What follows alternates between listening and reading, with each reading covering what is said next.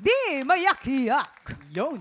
Hi, Mac Si Mac Jim. Jim. Hello po, Galing naman ni Mamang. Mac Jim. Oh. Sanay na sanay. Alam mo kasi, Mamang, si Mac Jim kasi, sumali na rin siya sa AOS, sa Singkilig ba yun? Yes. Ay, po. Yes, kaya ang galing-galing. Kumusta niya. naman yung experience Yes. na yan? Ayun, kami po ay nag-champion dun, Mamang. Ay, very Sa good. Champion. Ayun, Oh. nag-ano kami, pakilig-pakilig kami dun. Yun. Ano balita namin na parang na-disappoint ka yata sa kanta mo ba o sa...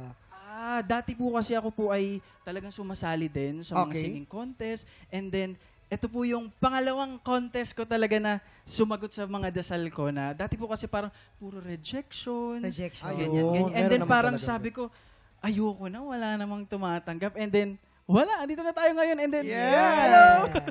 Yan. Alam Thank mo. you, God. Tingnan natin kung ano naman masasabi natin mga inampalan. Mac Jim! Hello po! Oh, ganun ang energy natin today. Hindi, nakakatuwa lang na napanood ulit kita, napakinggan ko ang boses mo, and this time, solo talaga, na nag-shine ka, wala kang kaduet, wala kang ibang iisipin na kailangan mong magpakilig. Hindi mo, ako napansin ko sa'yo, hindi mo kailangan yung maraming galaw, kasi yung mata mo pa lang, nangungusap na. So, yun ang isa sa ina-admire ko talaga sa'yo na napakagaling mong performer. Siguro lang, medyo okay lang na wala masyadong maraming galaw, pero loosen up ng konti lang. Kasi, paano ko nasabi, yung paa mo parang iisa lang ang, kung nasan ka nakaapak nung simula, andun lang hanggang dulo. So, loosen up lang ng konti. Okay lang yun na nangungusap ang mata, konting kilos lang. Okay? Congratulations! Mac Jim, maganda ang iyong shifting from natural to falsetto.